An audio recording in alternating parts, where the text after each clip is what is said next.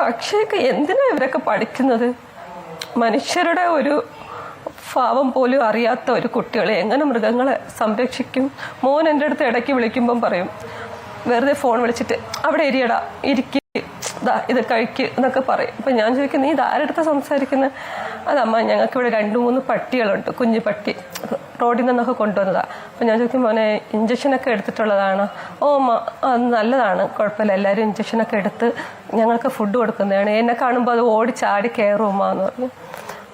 ആ പട്ടികൾക്ക് സംസാരിക്കാൻ കഴിഞ്ഞിരുന്നുവെങ്കിൽ ഇത് പുറത്തു വരുമായിരുന്നു. പട്ടികളുടെ സംസാരശേഷി ഉണ്ടായിരുന്നുവെങ്കിൽ ഞാൻ ഇപ്പോൾ ആലോചിച്ച് പോവുകയാണ്.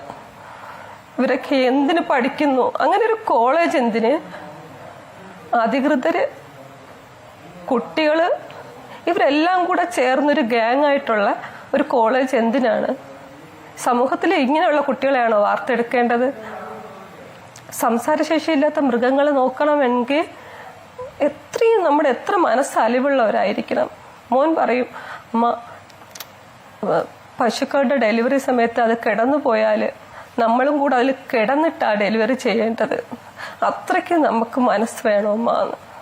അത്രയ്ക്ക് ആത്മാർത്ഥതയായിരുന്നു അവൻ പെട്ടെന്ന് വെറുതെ ഒരു അഡ്മിഷൻ കിട്ടി ഓടിച്ചാടി, എനിക്കിത് കിട്ടി, MBBS കിട്ടിയില്ല, ഇത് കിട്ടിയെന്ന് കൊണ്ട് ഓടിച്ചാടി പോയതല്ല. എനിക്കിത് പഠിക്കണം, എനിക്കിത് തന്നെ വേണം. എൻ്റെ കൈ പിടിച്ചിട്ട് പറഞ്ഞതാ, അമ്മ എനിക്കിത് തന്നെ വേണം എന്ന്.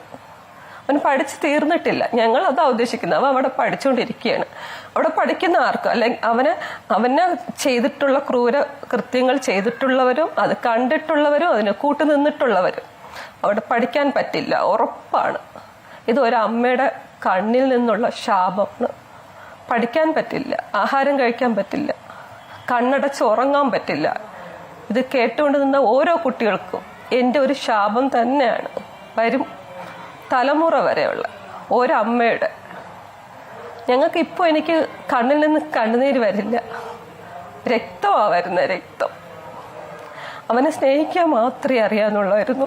ഒരു കുട്ടി പോലും അവിടെ എന്തൊക്കെ നടന്നിട്ടുണ്ടോ എനിക്കറിയില്ല, പക്ഷെ അവൻ്റെ അഭിപ്രായത്തിൽ ഒരു കുട്ടി പോലും ചീത്ത എന്നവൻ പറഞ്ഞെനിക്ക് അറിയില്ല.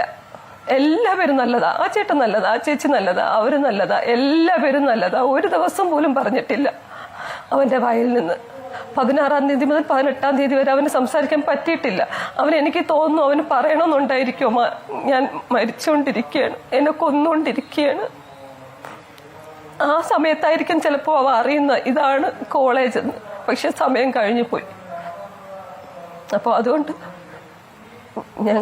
ഞങ്ങൾക്ക് നീതി ലഭിക്കും വരെ, ഞാൻ പറഞ്ഞ ഈ കുട്ടികൾ ഉൾപ്പെടെ വരെ, ഈ പെൺകുട്ടികളെ ഉൾപ്പെടുത്തിക്കൊണ്ടുള്ള ഒരു ശിക്ഷ ഞങ്ങൾ പ്രതീക്ഷിക്കുന്നു. അതിനുവേണ്ടി എവിടെ അറ്റം. ഇനിയിപ്പം ഞങ്ങൾക്ക് വേറെ ഒന്നും നോക്കാനില്ല. ഞങ്ങൾ അത്രയും ദേഹത്ത് തൊട്ടിട്ട് പോലും ഇല്ല. ഞാൻ അടി പോലും കൊടുത്തിട്ടില്ല അവരെ. അപ്പോൾ ഒരമ്മ സഹിക്കുന്നതിൽ എനിക്കതിൽ വാക്കുകളില്ല. എല്ലാ അമ്മമാരും ഞാൻ തന്നെ ആയിരിക്കും. അല്ലെങ്കിൽ ഞാൻ ഈ ക്രിമിനൽ മൈൻഡുള്ള ഈ കുട്ടികളുടെ അമ്മമാരുടെ അടുത്ത് എനിക്കൊരു ഉപദേശം, ഒരുത്തരുടെയും ശാപം വാങ്ങി വയ്ക്കരുതേ എന്ന് മക്കളെ പഠിപ്പിക്കണം. ഒരമ്മമാരുടെയും ശാപം വാങ്ങി വയ്ക്കരുതേ. ഒരു വാക്കുകൊണ്ടോ ഒരു നോവ്, ഒരു അടി കൊണ്ടോ ഒരമ്മമാരുടെയും ശാപം ആരും വാങ്ങി വയ്ക്കരുത്. ഗതി പിടിക്കില്ല, സത്യം.